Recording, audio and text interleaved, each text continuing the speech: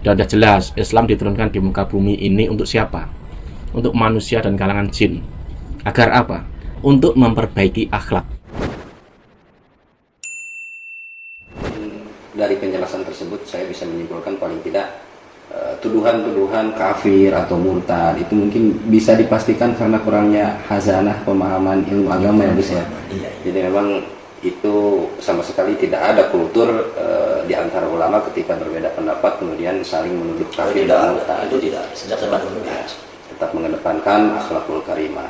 Tapi begini Gus, seolah-olah beberapa tokoh agama yang kemudian menuduh apa yang dilakukan Gus Miftah itu sampai memiliki konsekuensi syariah haram, murtad dan sebagainya, mereka beralasan karena mengikuti hadis Kanjeng Nabi juga dan lain sebagainya.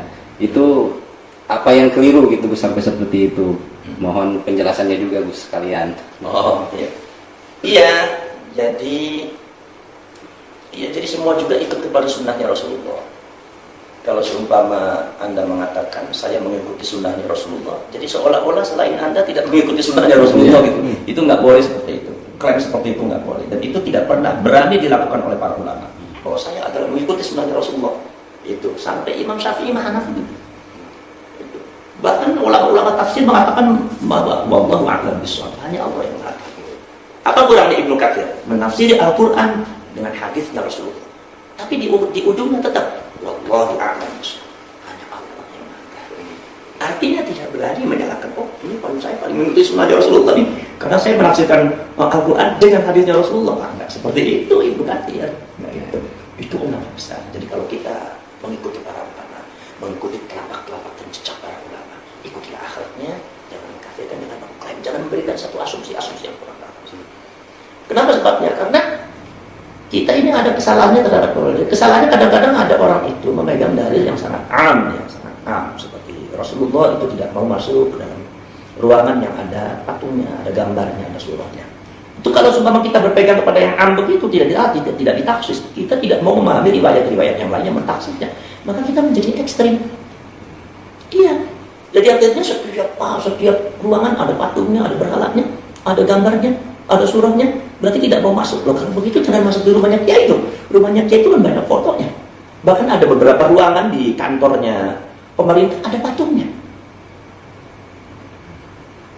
Apalagi kalau seumpama kita di mall-mall kan ada patungnya. Berarti kita jangan masuk kalau mengikuti sunnahnya Rasulullah. Maksudnya seumpama ada yang beralasan maksud itu kan ada patung-patung yang disembah oleh mereka, patung-patung yang disembah. Kalau itu kan patungnya nggak disembah lah. Sekarang di dalam hadisnya Rasulullah disebutkan tidak patung yang disembah, kan tidak disebutkan, cuma patung-patung yang disembah. Ya berarti maksudnya itu loh. Kalau maksudnya itu berarti kan ditaksis. Makanya Anda memahami hadis, memahami Al-Quran harus memahami yang mentaksisnya, jangan yang am. Kalau yang am Anda menjadi ekstrim. Jadi Anda tidak mau masuk mall nanti, tidak mau masuk toko. Padahal kita tahu nanti yang jualan tokonya siapa? Umat Islam. Dan umat Islam dikafir-kafir lagi karena buat patung, karena masang patung. Padahal tidak disembah. Jadi ekstrim. Jadi ada mentaksir. Itu kan ada mentaksirnya. Di antaranya ada mentaksirnya seperti yang didahulukan oleh Imam Ibnu Qudamah tadi. Bahwasanya Rasulullah sholat di dalam Ka'bah dan Ka'bahnya itu ada gambar, ada patung. Ya. Atau seumpama ada beberapa elat hukumnya. Apa sih elat hukumnya? Apakah elatnya karena ada patung atau karena bagaimana? Ini yang membahas adalah para ulama, bukan kita. Ini yang membahas adalah mujtahid ini. Bukan kita. Kalau kita ini naku sorof aja masih belum becus, nasrif aja masih belum becus kita ini. Menghukumnya itu masih belum becus. Apalagi kita berpegang kepada dalil yang am, merasa dirinya mengikuti sunnahnya Rasulullah, merasa dirinya paling benar. Ini satu kebodohan menurut saya. Kebodohan, dan ini sama dengan pamer kebodohan kepada masyarakat Islam dan akan memecah belah umat Islam. Jadi seolah-olah kitalah yang paling benar, yang lain itu tidak benar. Oh, nggak boleh seperti itu. Sama umat Islam. Nah, jadi seperti itu.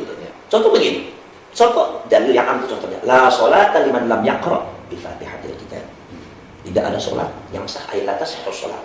Tidak ada sholat iswas. Tidak ada sholat yang sah. Tidak sah sholatnya orang yang tidak membaca Al-Fatihah. Jadi kalau kita berpegang teguh kepada ini, nanti kita ekstrim kan. Pokoknya kalau sholat nggak ada Fatihahnya, berarti nggak ada Fatihahnya, nggak baca Fatihah, berarti sholatnya tidak sah. Nah saya tanya, bagaimana kalau makmum masbuk? Kalau makmum masbuk kan ukurannya bukan Fatihah, apa? Rukuk. Kalau kita sholat makmum masbuk, ketemu rukuknya imam, berarti kita mendapat satu rakaat itu. Lah dalam satu rakaat itu kita tidak baca Fatihah, berarti tidak sah dong. Coba kalau begitu makmum masbuknya berarti nggak sah karena tidak dapat Fatihah. Jadi ukurannya adalah Fatihah, bukan rukuk. Oh, berarti Anda punya mazhab yang tidak sama dengan mazhabnya para ulama Ahlussunnah wal Jamaah. Kenapa? Imam Zainuddin Al-Malibari di dalam kitab Fathul Mu'in mengatakan bahwasanya kalau makmum masbuk tidak baca Fatihah, ketemu di rukuk, ukurannya rukuk, asal ketemu rukunnya imam, sah hukumnya, dapat 1 rakaat. Kalau Anda mengatakan tidak sah karena tidak, alasannya tidak ada Fatihahnya, karena Anda berpatokan pada dalilnya Rasulullah, hadisnya Rasulullah yang sifatnya umum, berarti Anda memiliki mazhab yang sangat jauh berbeda dengan mazhab ulama Ahlussunnah wal Jamaah. Bagaimana kalau seumpama Imam Zainuddin Al-Malibari mengatakan apa boleh diperbolehkan? Kalau seumpama orang itu liman lam yahfad Fatihatul Kitab, bagi orang yang belum hafal Al-Fatihah, ada orang yang baru masuk Islam belum hafal Al-Fatihah, maka boleh Al-Fatihahnya diganti dengan zikir, tahlil, tasbih. Yang penting hurufnya itu jangan kurang daripada huruf Fatihah, dan itu sholatnya sah. Kalau begitu berarti sholatnya tidak sah. Ya itu berarti Anda ini berfatwa seolah-olah melebihi Imam Syafi'i, seolah-olah melebihi Imam Zainuddin Al-Malibari. Imam Zainuddin Al-Malibari ini muridnya Imam Ibnu Hajar Al-Haytami, salah seorang ulama besar mazhab Syafi'i. Berarti Anda ini menantang semuanya. Berarti Anda ini menghancurkan semuanya. Anda ini memiliki hukum sendiri yang sangat jauh berbeda dengan hukumnya ulama-ulama Ahlussunnah wal Jamaah terdahulu. Janganlah seperti itu. Nggak boleh.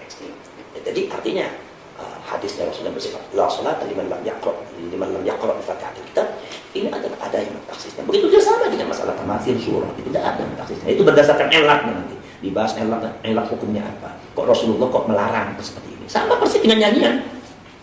So, kalau sumpah kita berpegang dengan dalilnya Rasulullah tentang masalah nyanyian, mughanni itu, Rasulullah mengecap jelas bagi orang-orang yang nyanyian itu adalah mereka adalah orang-orang zumratus syayatin, yaitu ada golongan-golongan setan. Rasulullah mengatakan tuh, lihat orang-orang yang suka menyanyi-nyanyi itu di pinggir jalan, di kedai-kedai, itu ada orang-orang yang akan dimasukkan, digiring oleh Allah dengan setan-setan mereka. Itu ekstrim. Kalau kita memahami dengan dalil seperti itu, apalagi nas Al-Quran jelas umpama asy-syu'ara yattabi'uhumul ghabun. Yang menuruti orang-orang syu'ara itu orang-orang yang nggak benar. Bahkan di situnya termasuk ada tanazzulus syayatin, orang yang banyak kemasukan mazhab setan. Kalau kita berpegangan dengan dalil-dalil amal seperti itu, tidak memegang, tidak membahas, tidak mencari, tidak mau peduli terhadap hadis-hadisnya Rasulullah yang lain, yang riwayat yang lain, maka kita akan jadi ekstrim, saudara. Tapi coba, berarti kalau begitu haram cuma sedikit nyanyian, berarti sholawat nyanyian, berarti semua Habib Syekh haram, ini haram, semua kafir semua. Itu semua golongan setan, semua sholawat ada nyanyian setan semua. Wah, ini kita ekstrim. Tapi coba, ada riwayat mengatakan Abu Bakar As-Siddiq pada satu hari dengan khotimahnya lagi bernyanyi dengan nyanyian-nyanyian keindahan, dengan kata-kata bijak. Yang satunya bawa gitar, yang satunya bawa seruling, khotimahnya. Kemudian Imam Abu Bakar As-Siddiq mendengarkannya, yang satunya menyanyikan dengan nyanyian syair-syair. Ya. Kemudian Rasulullah masuk. Abu Bakar mengatakan, pergi masuk kepada Rasulullah. Apa kata Rasulullah? Kata Abu Bakar, kata Rasulullah, biarkan Abu Bakar. Biarkan. Lagi apa? Lagi baca syair ya Rasulullah. Enggak apa-apa, terusin. Akhirnya Abu Bakar As-Siddiq meneruskan terus ya Rasulullah. Terus. Akhirnya diteruskan, Rasulullah mendengarkan. Oh, jadi ini berarti jelas nih. Ada satu elat hukum yang harus dibahas, bahwasanya kenapa Rasulullah dalam situasi yang berbeda mengatakan seperti ini, mengecam, tapi dalam satu lain mengatakan penyakit justru Rasulullah memuji. Hasan bin Thabit memiliki satu syair yang luar biasa tentang masalah Rasulullah. Termasuk Zaid bin Thabit, 100 syairnya Zaid bin Thabit itu pernah didengarkan oleh baginda Rasulullah SAW. Jadi kalau Rasulullah mengatakan dalam satu yang lain bahwa yang namanya syair, penyair itu adalah merupakan wakil-wakil daripada syaitan untuk melalaikan kalian dari zikir kepada Allah, ingat kepada Allah, itu dalam satu sisi ada elatnya. Apa sih? Yang bagaimana? Itu karena dalam satu hadis yang lain Rasulullah mentaksisnya.